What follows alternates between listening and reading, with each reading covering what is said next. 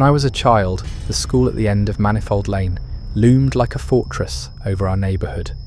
St. Brigid's Academy, built in 1912, was once considered the pinnacle of education in our district. But everyone knew that the bright white facade hid corridors of rot and stories that whispered about students who never came home. Even before I could spell my own surname, I'd heard the tale of the boy who disappeared during a spelling test, or the girl who was locked in the coat closet until she starved. Adults would laugh when we repeated these stories, dismissing them as childish nonsense, but they never quite looked us in the eye. I suppose that's why I went back there last autumn, to prove to myself that those tales were just the imaginings of overexcited children desperate for an urban legend. To prove that I was grown up, rational, no longer afraid. I had planned to spend only an hour inside, take a few photos, and leave with the smug satisfaction of a skeptic. But if you're reading this, you must understand. Whatever you hear about that place doesn't even come close to the truth. I still don't know why I brought the old ledger with me. My mother kept it locked away after my cousin, Roy, hanged himself in the boys' bathroom on the 3rd floor. His name is there in faded blue ink, under disciplinary action. It was a detail that haunted my mother until the day she died. Even when she was too frail to speak, she gripped my hand whenever we drove past the school, her gaze fixed firmly on the cracked stone steps. The principal had a habit of making examples of the students who slipped even once. A single failed test, a missed assignment, a moment of inattention in class. That ledger was more than a record. It was a list of offerings to the building's appetite. I should have left it in the attic, buried beneath boxes of my grandfather's papers. But when I found it, again last October, I felt something close to compulsion, as though it had been waiting for me to come home. The day I returned to St. Brigid's was cold enough that the wind stripped the warmth from my face as soon as I stepped from the car. I remember the way the trees along Manifold Lane stood bare and brittle, their branches rattling like bones.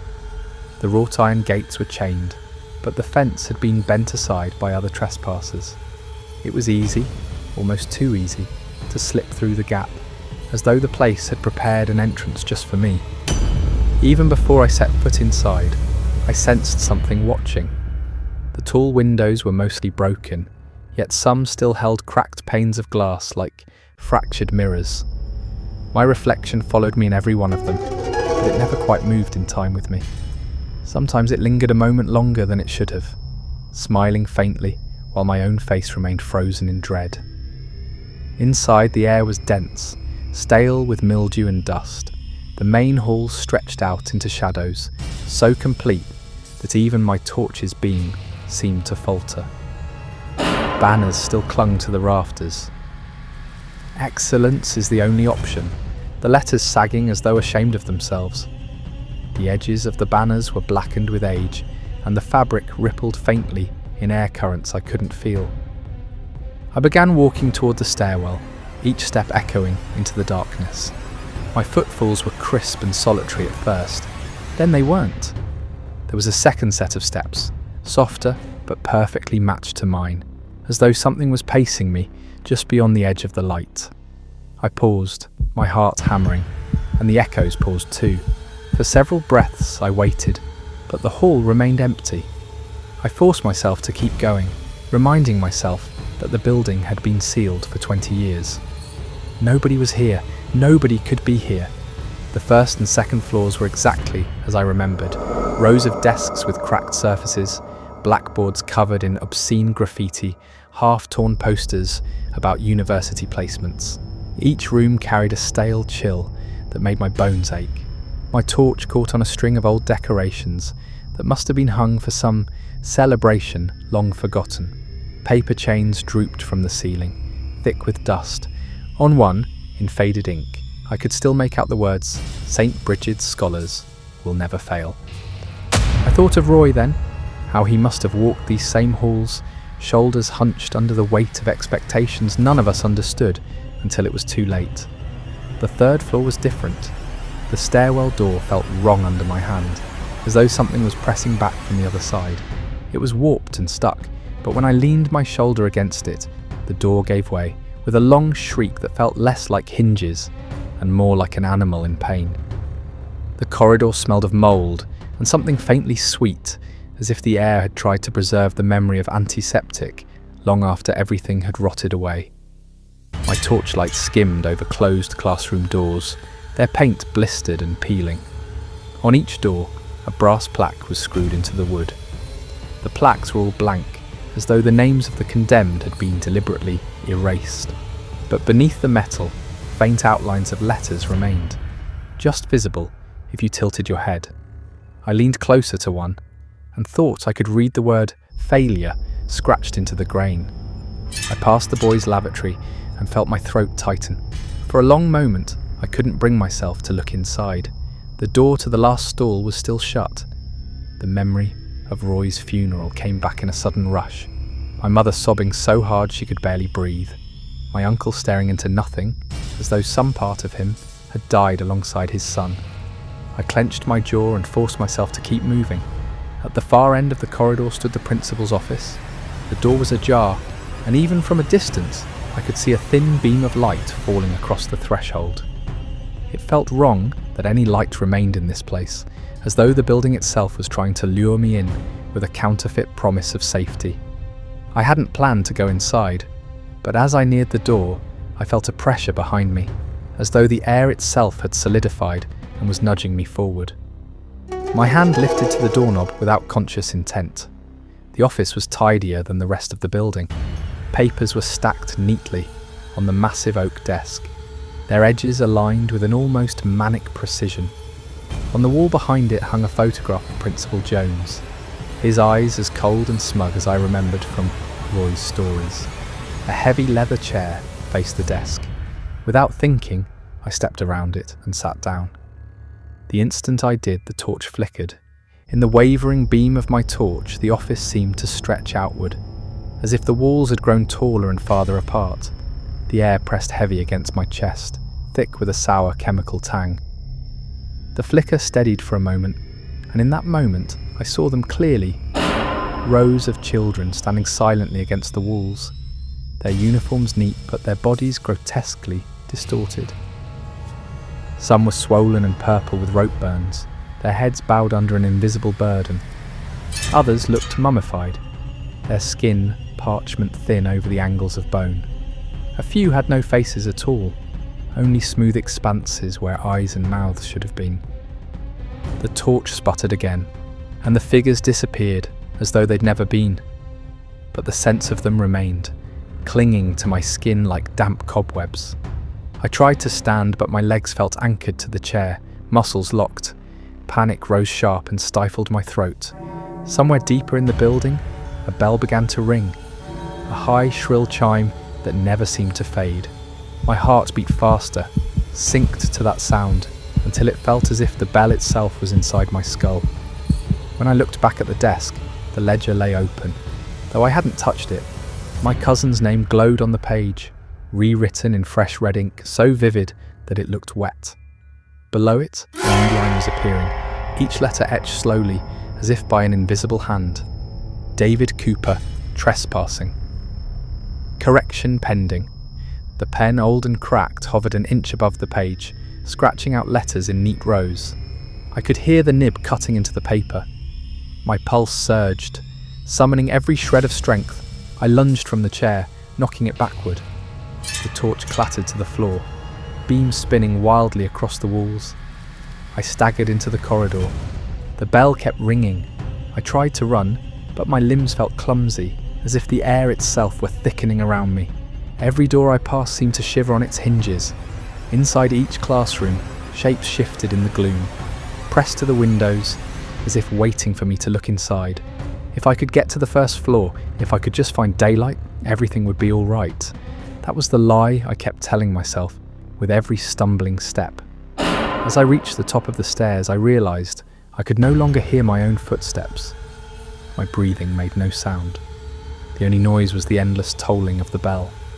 I clung to the banister, feeling splinters bite into my palm as I fell down the steps. In the edge of my vision, something flickered. thin shapes moving along the walls, pale hands reaching from behind the railings. At the second-floor landing, I glanced back.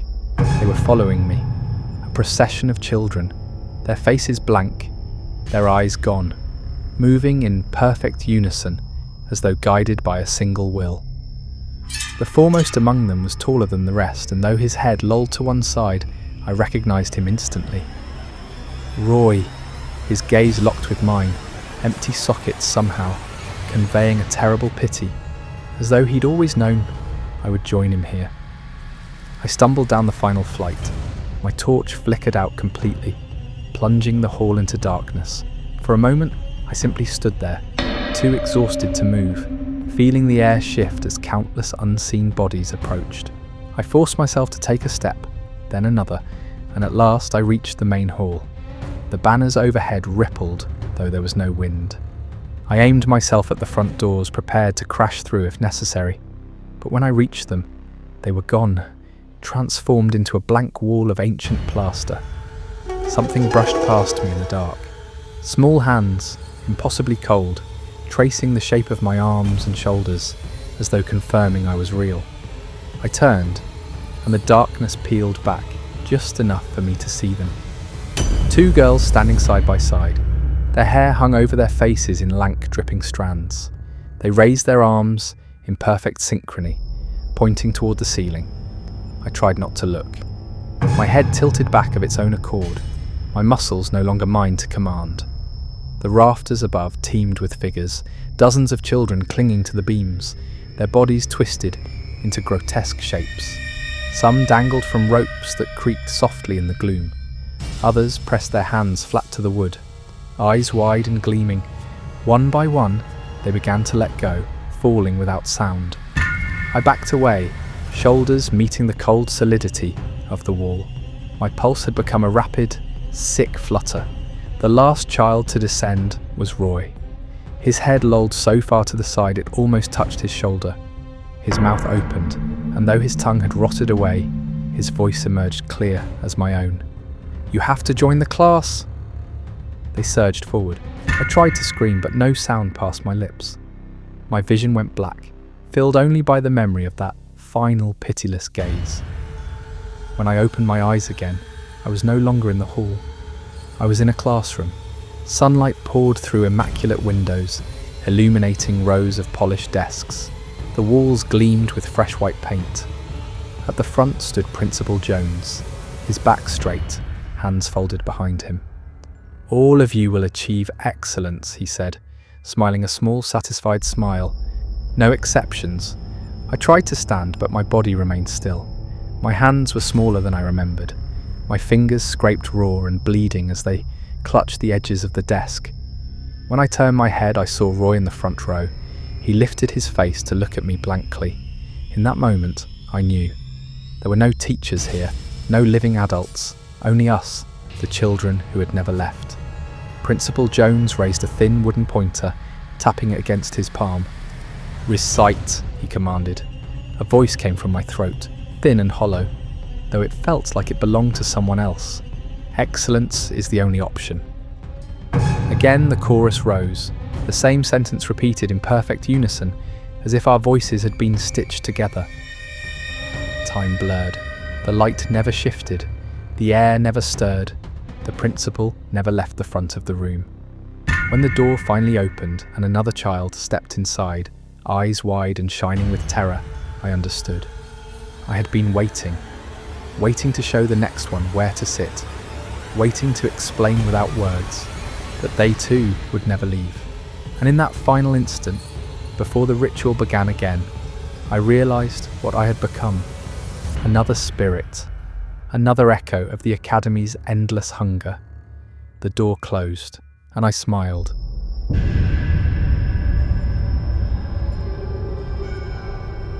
I always knew something was wrong with the second-floor hallway of Pembroke High, but I never imagined it would end the way it did. We called it the Hall of Fame. That's what the brass letters above the display case read, though everyone secretly called it the Hall of Shame.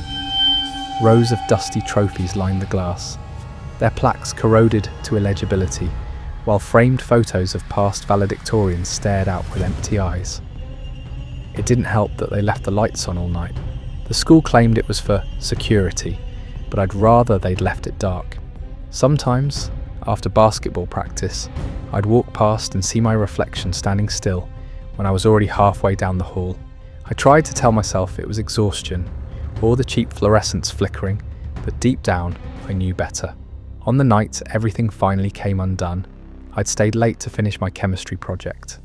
The janitors were doing their rounds and I slipped into the Hall of Fame to avoid them. If they caught me, they'd write me up for trespassing after hours, and Coach Jimmy would have my guts. I crouched behind a column, trying to steady my breathing. The only sound was the hum of the ceiling fixtures and the soft wheeze of the ventilation. That's when I heard it, a rhythmic tapping. At first I thought it was the custodian's keys rattling, but it was too steady. It was almost deliberate. Tap, tap, tap. It was coming from behind the trophy case. The glass was fogged from years of moisture, but I leaned closer, squinting through a smear. Nothing moved. I held my breath and waited. Tap, tap, tap. This time it was louder. I don't know why, but I reached out and laid my palm against the glass. It was warm, almost feverish. Then the trophies rattled in their stands, just slightly. I yanked my hand away, my heart slamming in my chest. For a moment, everything went still again. Then I saw it. Not a reflection, not a trick of light. A face pressed against the inside of the case. Grey skin, wide staring eyes filmed over with yellow. Lips stitched closed with something that looked like piano wire. It was watching me. I stumbled backward and hit the opposite wall. Suddenly the overhead lights went out. In the pitch black the tapping resumed. Faster now, more urgent. Tap, tap, tap, tap. I squeezed my eyes shut. When the lights flickered back on, the face was gone. But there was something new. A single handprint smeared across the inside of the glass. Long fingers, black stains trailing from each fingertip. I ran. The next day, I tried to tell Maria, but she didn't believe me. "You were up all night working on that project," she said, flipping her hair over one shoulder. "You probably nodded off."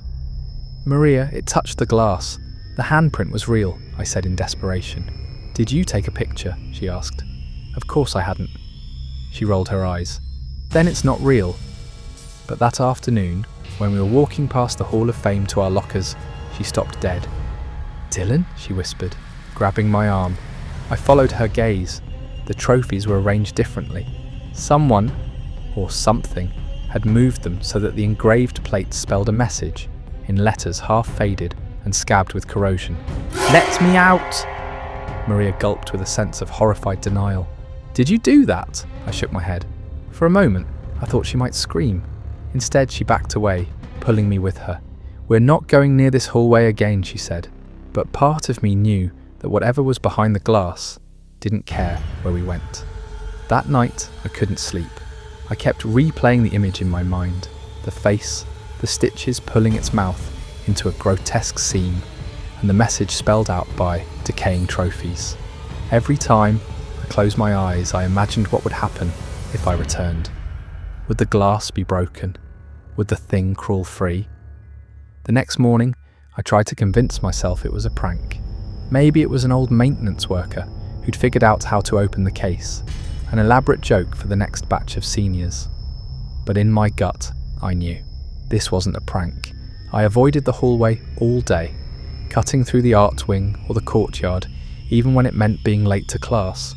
But when last period ended, I found myself standing at the double doors, staring down the corridor. I don't know why I went back. Maybe I wanted proof. Maybe I thought if I could see it again in daylight, it would lose its power. Maria caught up to me, out of breath.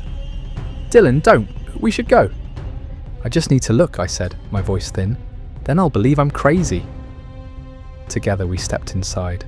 The Hall of Fame was brighter than I'd ever seen it. Sunlight flooded the windows, catching specks of dust in the air. For a moment, it almost felt safe. Almost. I approached the display case with Maria at my side. The trophies were back in their original places. The glass was clean. There was nothing. I let out a shaky laugh. See, it was just... But that's when I noticed the photo. A black and white portrait tucked behind the largest trophy. I'd never seen it before. I wiped my palm across the glass, clearing a patch of condensation. It showed a young man in an old-fashioned school uniform, standing in front of this very display case. The brass plaque at the bottom read, Simon Hale, valedictorian 1963. But it was the face that froze my blood. His eyes were wide. His lips were sealed shut with something thin and dark.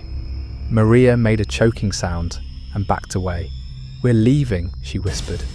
But before she could turn, the overhead lights snapped off.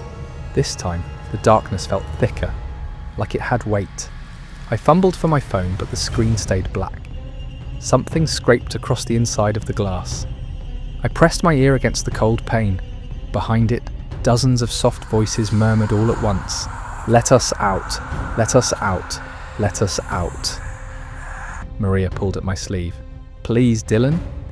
The voices stopped, and in the hush, the tapping resumed. Tap, tap, tap. Then so softly I barely heard it, a new sound, the faint chime of a bell. One ring, then another, then a third. Maria let out a sob. "Simon," I whispered, without knowing why. The glass shivered. A hairline crack splintered across the centre. I yanked her away, and together we ran. We didn't stop until we were outside in the parking lot, gasping in the late afternoon sun. For a long time, neither of us spoke. When Maria finally found her voice, it was hoarse. "What was that?" she stammered.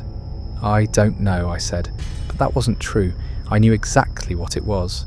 It was the same presence Garrett, my mother's older brother, had told me about when I was small. He was a student here in the 80s, and during his time he'd heard stories of Simon Hale, the valedictorian who disappeared weeks before graduation. The rumours said he'd been punished for cheating, locked in the trophy case as an example. But no one ever proved it. I'd always thought it was just an urban legend, until now. That night, I dreamed I was standing inside the Hall of Fame.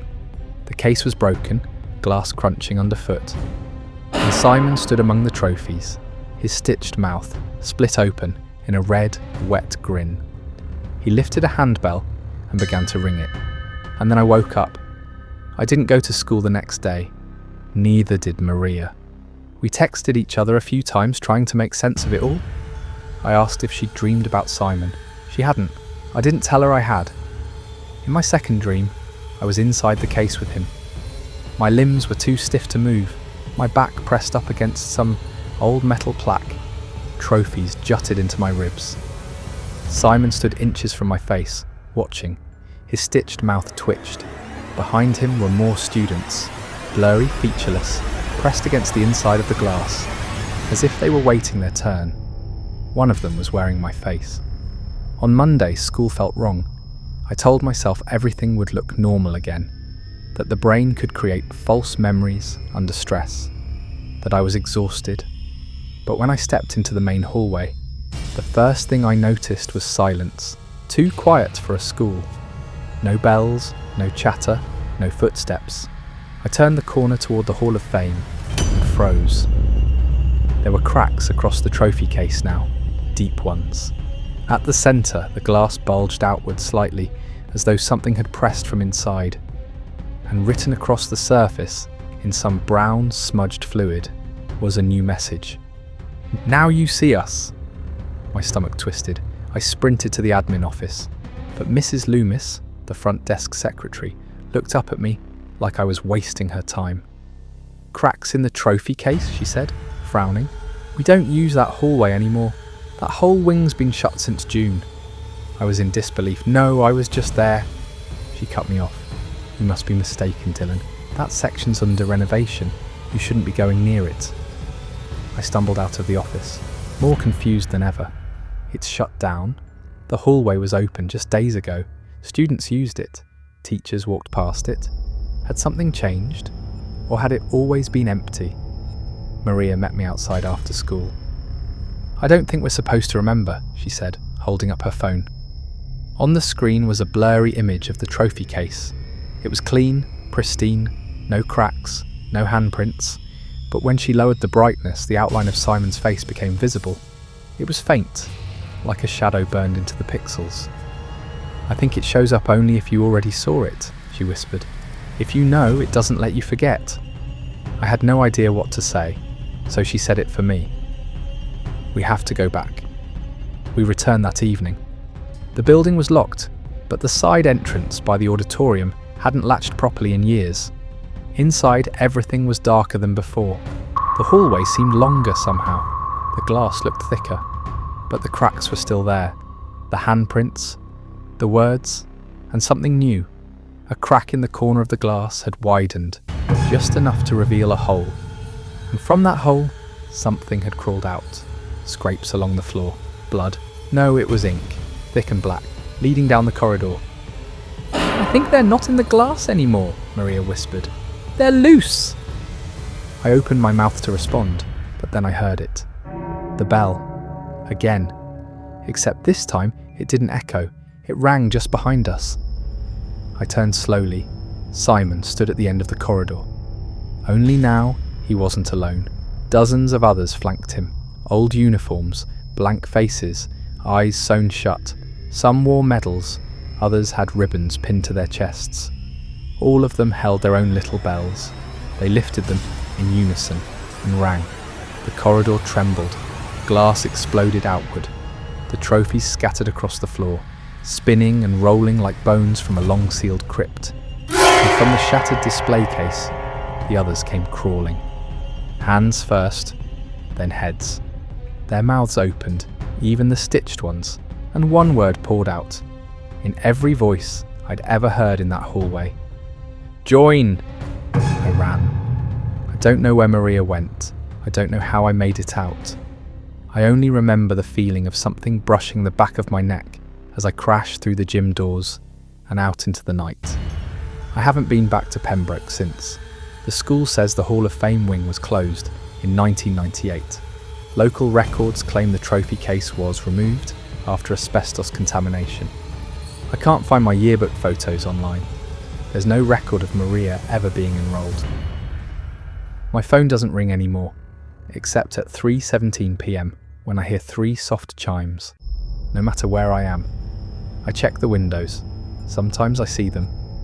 Reflections of students who aren't there, standing in polished floors or glass panels.